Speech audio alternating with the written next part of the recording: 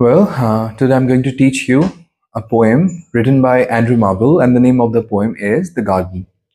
Now, talking about Andrew Marvell, I must tell you that Andrew Marvell was an English poet. He was a metaphysical poet, a satirist, and a politician who lived from 1621 to 1678. Now, Andrew Marvell সম্পর্কে বলতে গেলে সবার আগে বলতে হবে that he is a metaphysical poet. ঠিক আছে? 17th century metaphysical poet যিনি জন্মাচ্ছেন কবে না 1621. নাও 1621 সালে জন্ম, this is very good, but the thing is that আমার এনার জন্মসালটা বা জন্ম তারিখটা খুব ভালোভাবে মনে আছে বিকজ এনার জন্মের তারিখ আর আমার জন্মের তারিখ একই দিনে. So he was born on 31st of March. Now as I have already mention that he is a metaphysical poet. Metaphysical poet কাদেরকে বলা হয়? মেটাফিজিক্যাল পোয়েট তাদেরকে বলা হয় যাদের কবিতাটা ইজ ফুল অফ কনসিটস. কনসিট মানে হচ্ছে ফার ফেচেড মেটাফার্স, অনেক লম্বা লম্বা তুলনা করা হবে, অ্যান্ড কলোকুয়াল ডিকশন মানে হচ্ছে চলতি ভাষায় কবিতা লেখা হবে, এবং সামটাইমস অ্যাব্রাপ্ট ওপেনিং, কখনো কখনো দেখবে ধুম করে কবিতাটা শুরু হয়ে গেল, আউট অফ নোওয়্যার কবিতা শুরু হয়ে যাবে, and mythological or biblical allusions ইনার কবিতার মধ্যে পরিপূর্ণ রয়েছে, and that's why he is called a metaphysical poet. Now শুধুমাত্র মেটাফিজিক্যাল পোয়েট নয়, he was a satirist as well, like ব্যঙ্গাত্মক লেখালেখিও করতেন, and a politician as well. এছাড়াও তিনি একজন পলিটিশিয়ান ছিলেন. নাও এনার যে বিখ্যাত লেখাগুলো তার মধ্যে সব থেকে ফেমাস যে দুটো পোয়েম, তার মধ্যে একটা হচ্ছে টু হিজ কয় মিস্ট্রেস, যেটা I have already taught you guys, and আজকে আমরা যেই কবিতাটা এনার পড়তে চলেছি সেই কবিতার নাম দ্য গার্ডেন. ঠিক আছে? এবারে এই যে কবিতাটার নাম শুনে তোমরা বুঝতে পারছো যে the poem will be about a garden. কবিতাটা কি নিয়ে হবে? একটা বাগান নিয়ে হবে. ঠিক আছে? And let's start. সো আমি কবিতাটা পড়ার সময় প্রতিটা যে স্ট্যান্জা, সেই স্ট্যান্জাটার ডিফারেন্ট নাম দিয়েছি, যেই নামগুলো will represent what is there in the stanza. যেই নামগুলো পড়লেই স্ট্যান্জার মধ্যে কি আছে তুমি একটু আন্দাজ করতে পারবে. যেমন প্রথম যে স্ট্যান্জাটা, এই স্ট্যান্জারের নাম দিয়েছি আমি ফিউটিলিটি অফ হিউম্যান অ্যাম্বিশন. এবারে ফিউটিলিটি অফ হিউম্যান অ্যাম্বিশন কথাটার মানে কি? হিউম্যান অ্যাম্বিশন মানে হচ্ছে মানুষের আকাঙ্ক্ষা বা উচ্চাকাঙ্ক্ষা. এবারে মানুষের যে জীবনের উচ্চাকাঙ্ক্ষা, সেগুলো কতটা ফিউটাইল, সেগুলো কতটা অন্তঃসার শূন্য, সেগুলো কতটা ভ্যালুলেস, সেটা কিন্তু আমরা প্রথম স্ট্যান্জাতেই পাবো. লেটস সি কি বলছে. How vainly men themselves amaze to win the palm, the oak or base. Now, মানুষ কি করে? মানুষ কতটা নিজেদেরকে ভ্রমিত করে, কত খাটাখাটনি করে, কিসের জন্যে? না, পাম, ওক অ্যান্ড বেইজের পাতা পাওয়ার জন্য. এবার তুই বলবি পাম, ওক, বেইজের পাতা পাওয়ার জন্য মানুষ খাটাখাটনি করে, এই কথাটার মানে কি? আসলে এই যে পাম লিভ যেটা, দ্যাট রিপ্রেজেন্টস মিলিটারি অনার. মানে তুমি যদি মিলিটারি ক্ষেত্রে কোনো অ্যাচিভমেন্ট করো, তখন গভর্নমেন্ট তোমাকে একটা ক্রাউন দেবে. সেই ক্রাউনটা কি দিয়ে তৈরি হবে? সেই ক্রাউনটা তৈরি হবে তোমার পাম লিভ দিয়ে তৈরি. নেক্সট, সিভিক ক্ষেত্রে তুমি যদি কোনো অ্যাচিভমেন্ট পাও, সেক্ষেত্রে গভর্নমেন্ট তোমাকে একটা ওক গাছের পাতা দিয়ে তৈরি একটা ক্রাউন দেবে. অন দ্য আদার হ্যান্ড, তোমার যদি পোয়েটিক অ্যাকমপ্লিশমেন্ট হয়, অর্থাৎ তুমি যদি কবিতার কোনো কিছু অ্যাকমপ্লিশ করো, তখন সেই দেশের যে গভর্নমেন্ট, সেই গভর্নমেন্ট তোমাকে গিফট করবে কি না, বেইজ পাতা দিয়ে তৈরি একটা ক্রাউন.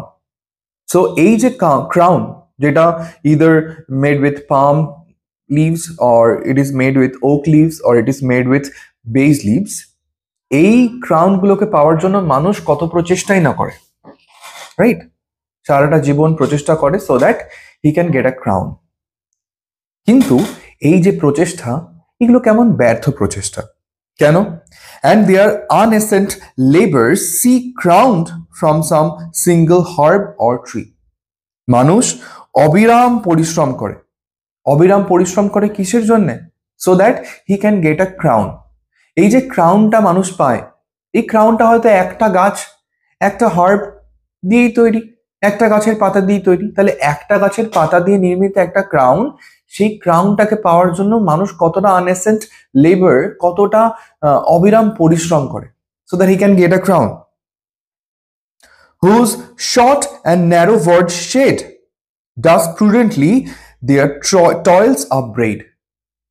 কিন্তু এই যে ক্রাউনটা মানুষ অর্জন করে এত খাটাখাটনি করে, এই ক্রাউনটা একেবারে ভ্যালুলেস। কেন ভ্যালুলেস?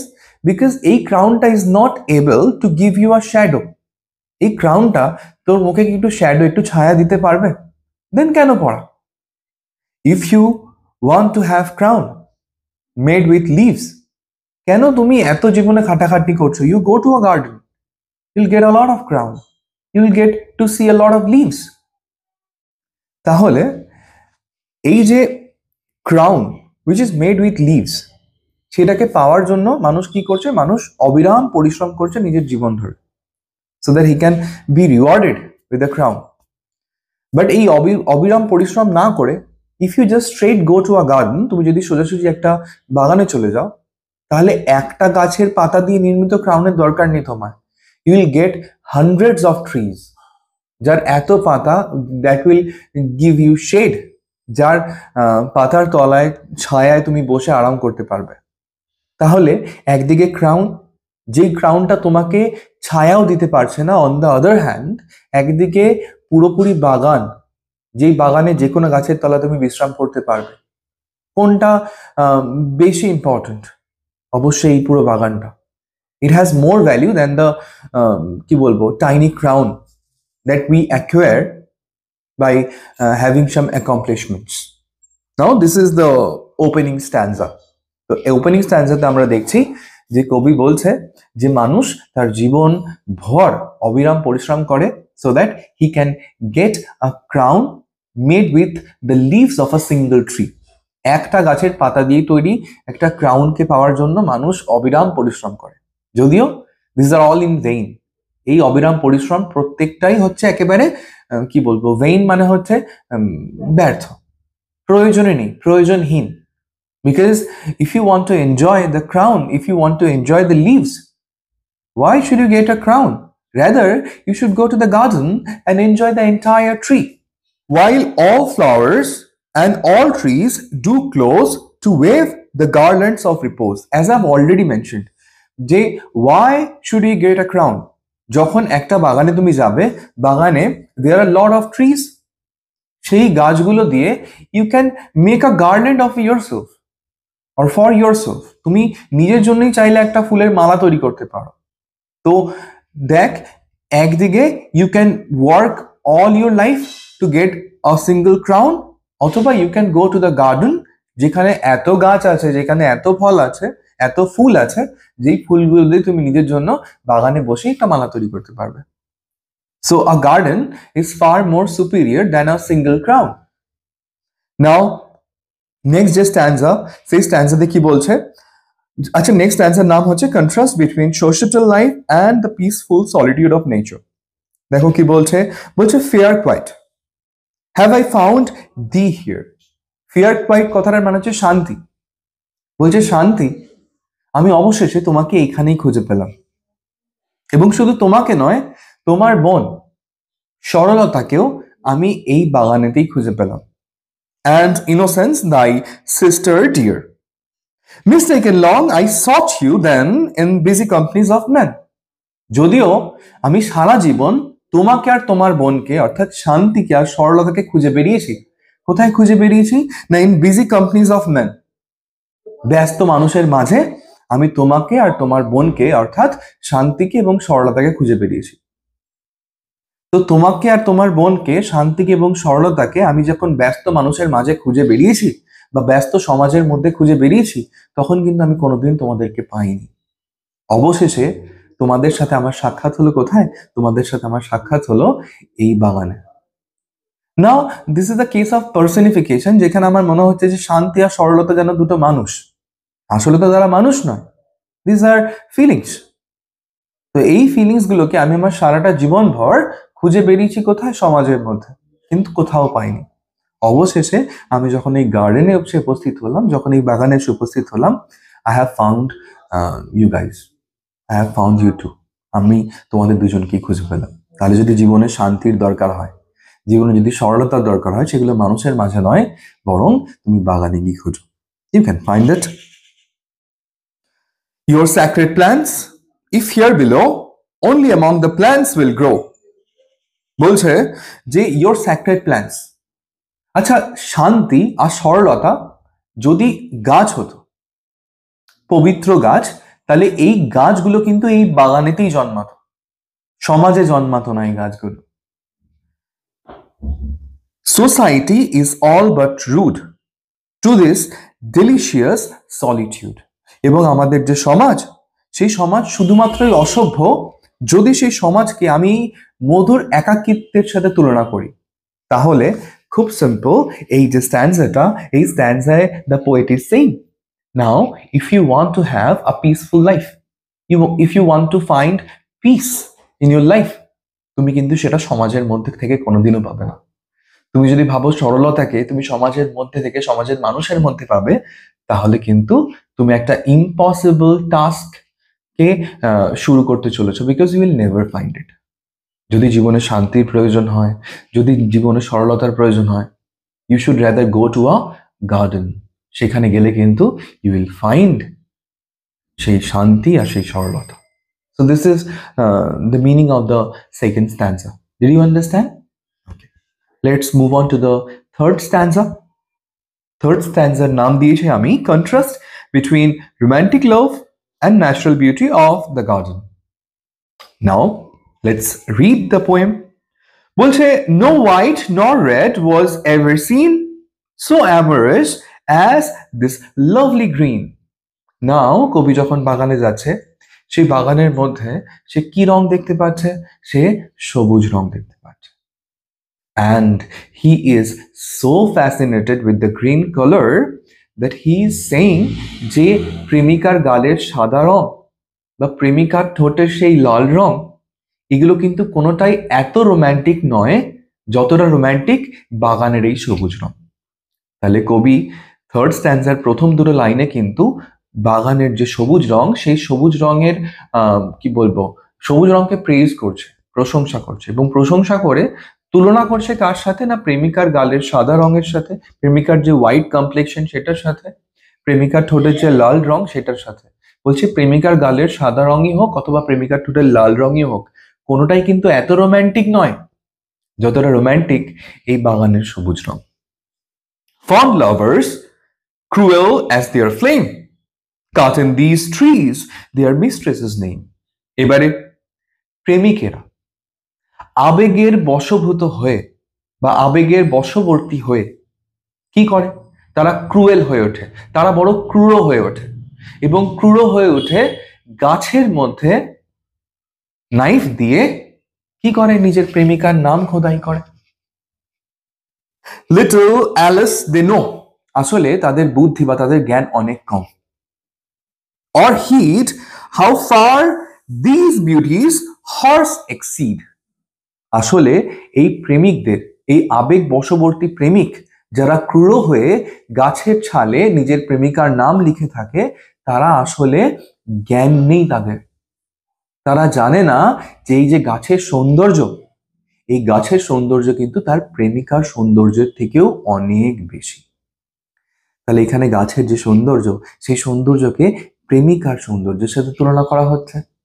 And বলছে the beauty of a tree is far better than the beauty of your dear beloved.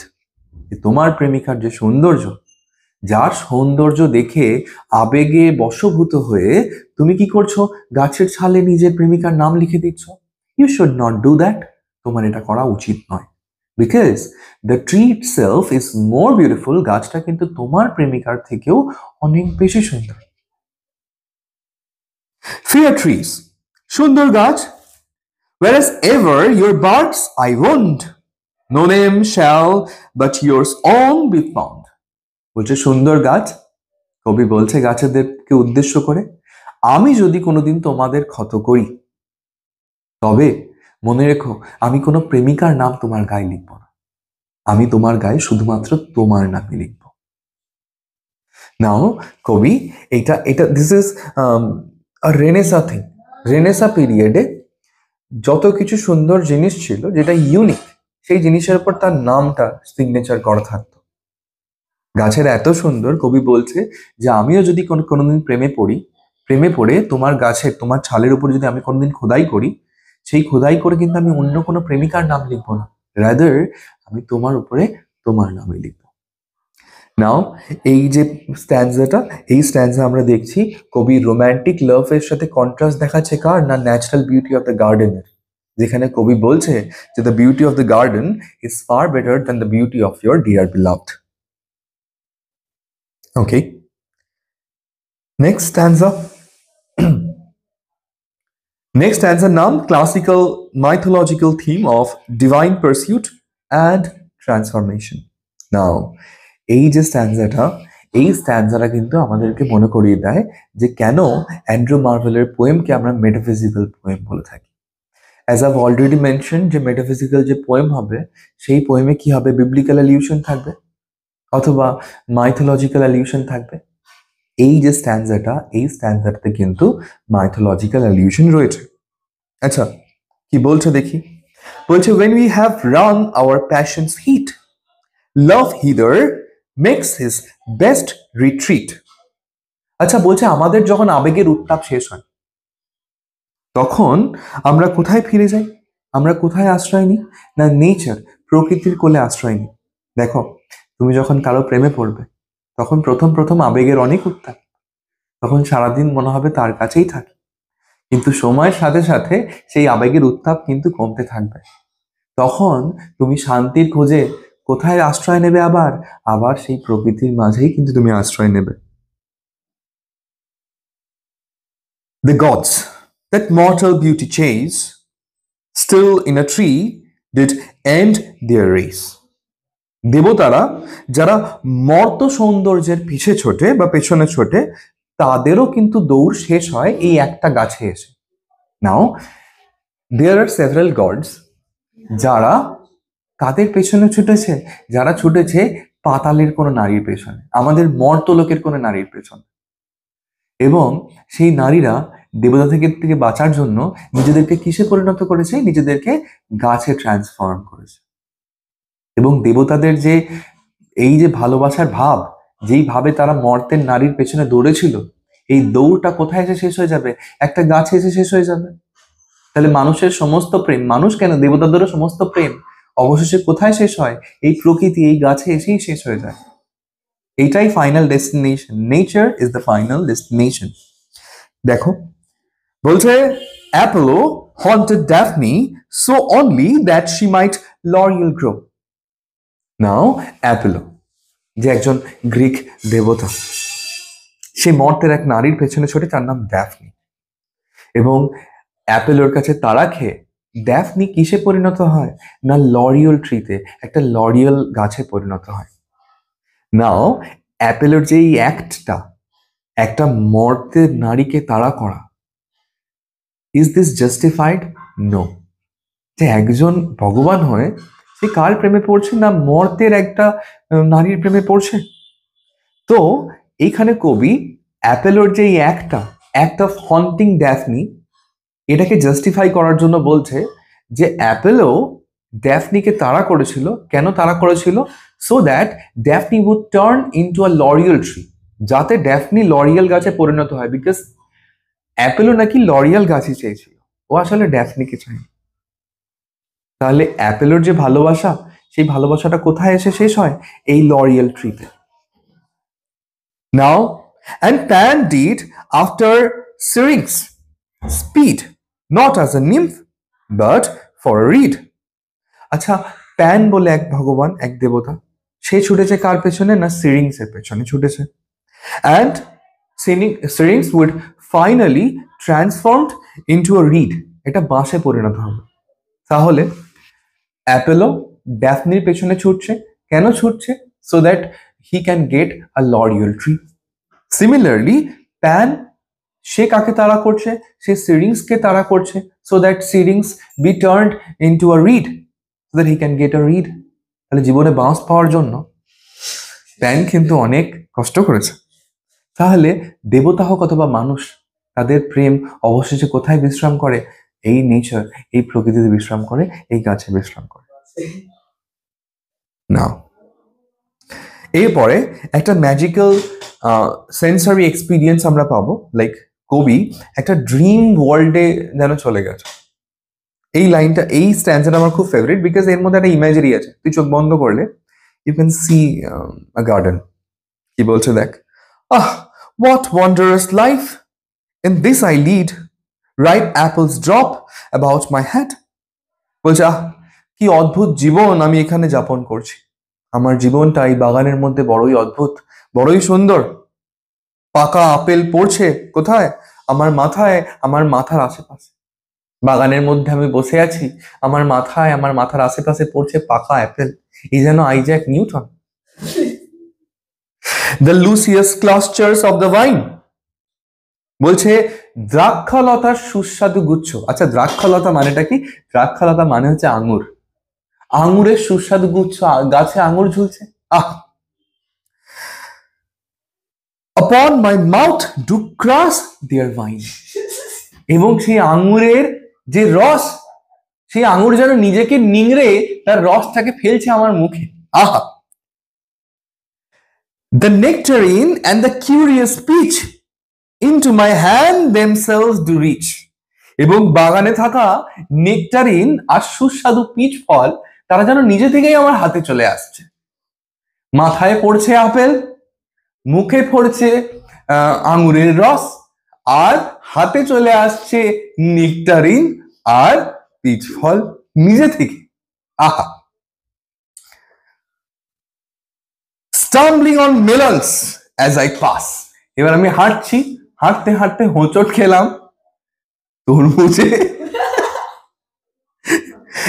ensnared with flowers I fall on grass।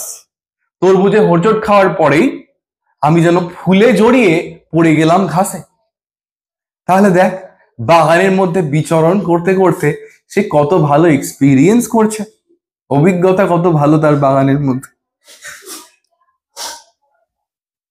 I don't know why you guys are laughing, but still, you made me laugh. Next যে স্ট্যান্সাটা, এই স্ট্যান্সায় minds ট্রান্সেন্ডেন্ট creative পাওয়ার, মনের কতটা শক্তি, সেই শক্তি সম্পর্কে বর্ণনা হচ্ছে। নাও this is the time যেখানে আমার মনে হচ্ছে যে অ্যান্ড্রু মার্ভেল যদি সে প্রকৃতই বাগানে থাকে, then he is a little intoxicated. কেন মনে হচ্ছে? সে বলছে আচ্ছা, সে কতটা ফিজিক্যাল প্লেজার পাচ্ছে এখানে এই বাগানের মধ্যে। যেই ফিজিক্যাল প্লেজার আমাদের সোসাইটিতে প্রয়োজন ছিল, সেই ফিজিক্যাল প্লেজার আমরা সোসাইটিতে কখনো পাইনি। র্যাদার আমরা যখন বাগানে গেছি, সেই বাগানের মধ্যে সেই ফিজিক্যাল প্লেজার আমরা পেয়েছি। সেটা আঙুরের ফল মুখে পড়া, আঙুরের রস মুখে পড়া থেকে শুরু হোক, বা নেকটারিন বা পিচ ফল হাতে চলে আসা থেকে শুরু হোক, সেটা তরমুজে হোঁচট খেয়ে ফুলের মধ্যে জড়িয়ে ঘাসের মধ্যে লটপটি খাওয়া। সো এই যে দৈহিক আনন্দ, যেই আনন্দ সে পেয়েছে কোথায়? সে পেয়েছে এই বাগানে। না, মন কিন্তু এই দৈহিক আনন্দ চায় না। Mind gets more creative in nature itself. কি বলছো দেখো, meanwhile the mind from pleasureless withdraws into its happiness। এদিকে মন যে আনন্দ থেকে, এই সমস্ত আনন্দ থেকে মন বিরত, মনের প্রয়োজন নেই এই সমস্ত আনন্দ, সে নিজেকে সরিয়ে নিয়েছে এই সমস্ত আনন্দ থেকে। The mind, that ocean where each kind does straight its own resemblance find। আমাদের মন, এই মন তো এক সাগরের মতো। কেন সাগরের মতো? এই পৃথিবীতে যা কিছুই রয়েছে না কেন, সেই সমস্ত কিছুর অস্তিত্ব আমাদের মনের মধ্যে রয়েছে। মন আনন্দ পাওয়ার জন্য বা মনের আনন্দ পাওয়ার জন্য এই পৃথিবীতে বিচরণ করার প্রয়োজন নেই, তার নিজের মধ্যেই একটা ইউনিভার্স রয়েছে। Yet it creates transcending these far other worlds and other seas। আমাদের মন কিন্তু এই পৃথিবীতে সীমাবদ্ধ থাকতে চায় না। সে নিজেই নিজের একটা পৃথিবী বানিয়ে নিতে চায়, নিজেই একটা দূরের পৃথিবী, একটা সমুদ্র, সবকিছু মন নিজের মধ্যেই বানিয়ে নিচ্ছে। এটা হচ্ছে মনের এত ক্রিয়েটিভ পাওয়ার রয়েছে। সো মনের এই যে ক্রিয়েটিভ পাওয়ার বা মনের যেই ক্রিয়েটিভিটি, যেখানে মন আমাদের বাস্তব দুনিয়াকে ছেড়ে নিজের মধ্যে একটা নতুন দুনিয়ার সৃষ্টি করে, এই মনের ক্রিয়েটিভিটি কখন বাড়বে? যখন you will go into a garden, যখন তুমি নিজেকে প্রকৃতির মাঝে নিয়ে যাবে, তখন কিন্তু তোমার মনের যে ক্রিয়েটিভিটি, সেই ক্রিয়েটিভিটি বাড়বে। তাহলে দেখ, the impact of garden on our mind, যে বাগান আমাদের মাইন্ডটাকে কিভাবে ইনফ্লুয়েন্স করছে। Annihilating all that's made to a green thought in a green shade. Annihilating মানে ধ্বংস করা, যা কিছু অলরেডি মেড, এই পৃথিবীতে যা কিছু রয়েছে, মন সেগুলোকে ধ্বংস করে সে নিজের মতোই একটা পৃথিবী বা একটা সমুদ্র বা একটা এন্টায়ার ইউনিভার্স ক্রিয়েট করছে। সো মনের মধ্যে এই ট্রান্সেন্ডেন্টিং পাওয়ার রয়েছে যে সে ইহলোকটাকে ত্যাগ করে সে একটা অন্য জগৎ সৃষ্টি করছে। কিন্তু মনের যে এই ক্রিয়েটিভিটিটা কখন ইনক্রিজ হবে? যখন you will find yourself into a garden or in a garden, যখন তুমি নিজেকে এই বাগানে নিয়ে যাবে। পরের স্ট্যান্জা, a profound spiritual metaphor of the soul's transcendence through nature. Now, এইখানে আমি দেখব, আমি যখন জন কিটসকে পড়েছিলাম, জন কিটসের ওড টু আ নাইটিঙ্গেল পড়েছিলাম, তখন আমি দেখেছিলাম একটা জিনিস, যে John Keats was an escapist poet because he wanted to escape to the world of the nightingale. John Keats কিন্তু নাইটিঙ্গেলের দুনিয়ায় চলে যেতে চাইছিল, নিজের দুনিয়া ছেড়ে। So nightingale is also a part of nature, right? Andrew মার্ভেলের এই স্ট্যান্জাটা কিন্তু ওই ওড টু আ নাইটিঙ্গেলের যে থিম, সেই থিমের সাথে অনেকটা মেলে। কেন বলছে দেখ, here at the fountain's sliding foot, তো ঝর্ণার প্রবাহমান পাদদেশ। আচ্ছা ভাব যে বাগানের মাঝে একটা ঝর্ণা আছে, তো ঝর্ণার যে তলাটা, সেই তলা দিয়ে তো জল বইছে, সেই প্রবাহমান পাদদেশে, অথবা or at some fruit trees mossy root, অথবা কোনো ফল গাছ, কোনো ফলের যে বৃক্ষ, তার শৈবাল মাখা যে মূল, সেই মূলের কাছে, ঠিক আছে, বা শ্যাওলা মাখা মূলের কাছে, casting the bodies West aside. কবি কি চায়? কবি চায় এই যে দেহ নামক যে আমাদের পোশাকটা আছে, এই পোশাকটাকে ত্যাগ করতে। তাহলে কবি নিজের দেহটাকে ত্যাগ করতে চায় কোথায়? ইদার নিয়ার আ ফাউন্টেন, একটা ঝর্ণার কাছে, অথবা কোনো একটা শৈবাল আবৃত গাছের মূলের কাছে নিজের দেহটাকে ত্যাগ করতে চায়। My soul into the boughs does glide, এবং নিজের দেহটাকে ত্যাগ করে তার যে সোল, সেই সোলটা কোথায় গিয়ে বসছে? না কোনো এক গাছের ডালে। There like a bird it sits and sings, আমার যে সোল, সেই সোলটা আমার দেহটাকে ত্যাগ করে এক গাছের ডালে বসে আছে এবং বসে বসে সে গান করছে। Then whets and combs its silver wings, এবং তারপর, আচ্ছা কবি এখানে নিজের যে সোল, সেই সোলটাকে কিসের সাথে কম্পেয়ার করেছে? একটা পাখির সাথে। এবারে কখনো যদি দেখিস, ভালো করে যদি লক্ষ্য করিস, তাহলে দেখবি একটা পাখি একটা লম্বা যাত্রা করার আগে কি করে না, নিজের যে ফেদার, সেই ফেদার গুলোকে আঁচড়ায় বা সাজায়, তারপরে সে কি করে, সে একটা লম্বা যাত্রায় বেরিয়ে যায়। কবি বলছে আমার সোলও যেন গাছের ডালে বসে আছে, গান করছে, এবং নিজের যে রূপলি ডানা, সেই ডানার যে পালকগুলো, সেই পালকগুলোকে সে আঁচড়াচ্ছে। এবারে সোল তার রূপলি ডানার পালকগুলোকে আঁচড়াচ্ছে, এর মানে সোল কিসের জন্য প্রিপেয়ার হচ্ছে? একটা লম্বা যাত্রার জন্য। এবারে লম্বা যাত্রা বলতে কোন যাত্রা বোঝায়? লম্বা যাত্রা বলতে ইহলোক থেকে পরলোকের যাত্রা বোঝায়। সো হ্যাঁ, so he want to transcend his body and go to heaven. কি বলছে দেখো, বলছে then whets and combs its silver wings until prepared for a longer flight, wave in its plumes the various light.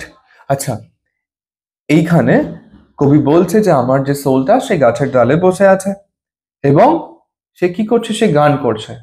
And তার কিছু moment পরে সে নিজের যে সোলটা, তাকে সেটাকেই দেখতে পাচ্ছে যে সেটার নাকি রূপলি ডানা, এবং রূপলি ডানার যে পালকগুলো, সে নিজের পালকগুলোকে সাজাচ্ছে। দেখে মনে হচ্ছে সোলটা যেন একটা লম্বা যাত্রার জন্য প্রস্তুত হচ্ছে। আচ্ছা, এই লম্বা যাত্রায় যাওয়ার আগে এই যে রূপলি ডানা, এই রূপলি ডানার মধ্যে দিয়ে সূর্যের আলোটা কি হচ্ছে না নিচে নেমে আসছে। অর্থাৎ এই যে সোলের যে এই যে আত্মার যে রূপলি ডানা, সেই ডানায় সূর্যের আলোটা রিফ্লেক্ট করছে বা প্রতিফলিত হচ্ছে। তো এই যে স্ট্যান্ডাটা, এই স্ট্যান্ডাটাতে আমি দেখব যে কবির খুব ইচ্ছে, কি ইচ্ছে না, he want to transcend his body. সে নিজের যে দেহ, সেই দেহটাকে ত্যাগ করে মিশে যেতে চায় কোথায়, নেচারে। সে এক লম্বা যাত্রা করতে চায়, from mortality to immortality. Now,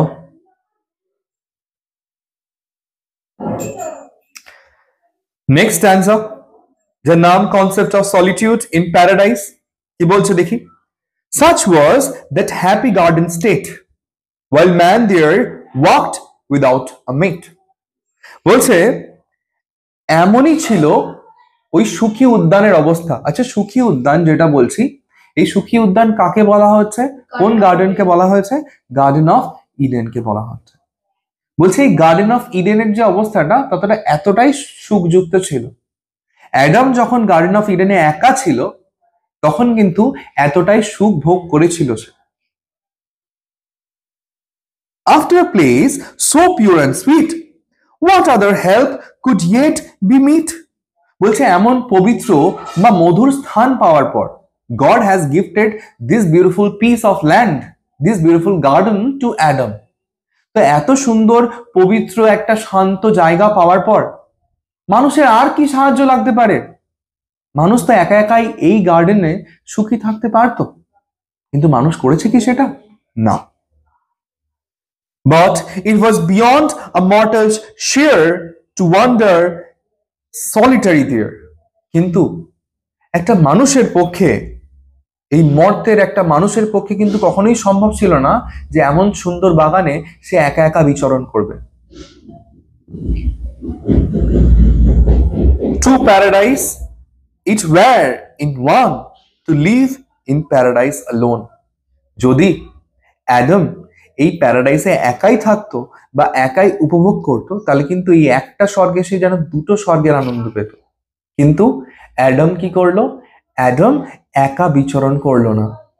he wanted someone to accompany him, যার জন্য from his rib God created Eve. And যেই মুহূর্তে ইভ গার্ডেন অফ ইডেনে এলো, অ্যাডামের জীবনের সমস্ত শান্তি, অ্যাডামের মনের যত সরলতা, সেগুলো কিন্তু নিশ্চিহ্ন হয়ে গেল। So this is the significance of solitude. Solitude মানে একাকিত্ব। একাকিত্ব কিন্তু কখনোই খারাপ নয়। একাকিত্ব একটা ব্লিসফুল স্টেট। বাট মানুষের পক্ষে এই একাকিত্ব এনজয় করা, এই একাকিত্ব উপভোগ করা খুব কঠিন। যতটা কঠিন হয়েছিল কার পক্ষে করা? যতটা কঠিন হয়েছিল অ্যাডামের পক্ষে করা, when he was in paradise. God has gifted him paradise. It was so beautiful. He could have enjoyed paradise alone. যদি if he wanted to enjoy paradise alone, তাহলে একটা প্যারাডাইসে he may have got the enjoyment of two paradises. Like দ্বিগুণ আনন্দ থাকতো যদি সে একা থাকতো। But no, he wanted someone to accompany him. Just because of that, Eve came. And then তার solitude নষ্ট হয়ে গেল, এবং সলিটিউড নষ্ট হওয়ার সাথে সাথে কিন্তু তার জীবনের সমস্ত সরলতা, সমস্ত শান্তি সবটাই চলে গেল। So this is the importance of solitude. এটাই হচ্ছে একাকিত্বের গুরুত্ব। Now the last stanza. How well the skillful gardener drew of flowers and herbs this dial knew. বলছে এই যে দক্ষ বাগানি এই বাগান কে তৈরি করেছে? এই বাগান তৈরি করেছে গড হিমসেলফ। তো গড একজন কত স্কিলফুল গার্ডেনার যে এত সুন্দর একটা বাগান তৈরি করেছে। বলছে এই যে দক্ষ বাগানি, সে কত সুন্দর অঙ্কন করেছে, এঁকেছে। কি এঁকেছে না, ফুল আর সবুজ পাতা দিয়ে এই নতুন ঘড়ি। Now the garden is like a sundial, একটা সূর্য ঘড়ির মতো। তোরা যদি কোনোরক গিয়ে থাকিস, কোনোরকে সূর্য মন্দিরে সূর্য ঘড়ি আছে। তো দ্যাটস আ ন্যাচারাল ওয়াচ, মানুষের তৈরি নয়, মানে লাইক মানুষের তৈরি এই মেকানিক্যাল ওয়াচ নয়। The garden itself is a watch. এবং সেই ওয়াচটা কে তৈরি করেছে? একজন দক্ষ গার্ডেনার, একজন skilful gardener. where from above the milder sun does through a fragrant zodiac run. এবং এই যে ঘড়ি, এই ঘড়ির উপর কে আলো দিয়েছে? এই ঘড়ির উপর আলো দিয়েছে মৃদু সূর্য। মৃদু সূর্য এই ঘড়ির উপর আলো দিয়েছে। And as it works, the industrious bee computes its time as well as we. এবং যখন সূর্য আলো দিয়েছে, অর্থাৎ ঘড়ি চলতে শুরু করেছে, যেমন আমার হাতে ঘড়ি চলতে শুরু করলে সেই ঘড়িটাকে কে দেখবো? আমি দেখবো। আমি সময় গণনা করব কটা বাজে। সিমিলারলি এই বাগানের মধ্যে কে সময় গণনা করছে কটা বাজে? এই সূর্য ঘড়ি দেখে। এই যে ইন্ডাস্ট্রিয়াস বি, অর্থাৎ এই যে কর্মঠ সব মৌমাছি, তারা কখন কাজ করবে না করবে সেই টাইমটা ফিক্স করছে কি দেখে? তাদের কাছে তার কোনো ঘড়ি নেই, তারা এই সান ডায়ালকে দেখে। এই যে সূর্য ঘড়ি, এই বাগান ইটসেলফ ইজ আ ওয়াচ। তো এই ঘড়িটাকে দেখে, সূর্যের অবস্থান দেখে কিন্তু আমাদের কর্মঠ মৌমাছি তারা নিজেদের কাজের সময় ঠিক করছে। How could such sweet and wholesome hours be reckoned but with herbs and flowers? এবং এই যে টাইম, এই যে সময়, এই সময় গণনা করার জন্য বাগানে you do not need a mechanical watch. তুমি যদি বাগানে থাকো তাহলে বাগানে কিন্তু সময় গণনা করার জন্য তোমার কোনো ঘড়ির প্রয়োজন হবে না। এই যে ফুল, এই যে গাছ, এই ফুল আর গাছই কিন্তু তোমাকে তোমার সময়ের কথা বলে দেবে। So this is the entire poem, যেই পোয়েমটা আই গেস নটা স্ট্যান্ডার and it contains at around 72 lines. প্রতিটা স্ট্যান্ডায় 8টা করে লাইন এবং 72 লাইনের স্ট্যান্ডা। এই 72 লাইনের এন্টায়ার পোয়েম। এবং এই পোয়েম, এই কবিতাতে কবি কিসের তুলনা করে, কিসের বর্ণনা করছে না? একটা গার্ডেন, একটা বাগানের বর্ণনা করছে। অ্যান্ড কবি এটাও দেখাচ্ছে যে how is a garden superior in every aspect. একটা বাগান কি করে প্রতিটা দিক থেকে অনেক বেশি সুপিরিয়র, সেটা কিন্তু এই কবিতার মধ্যে দিয়ে কবি আমাদের কাছে প্রকাশ করছে।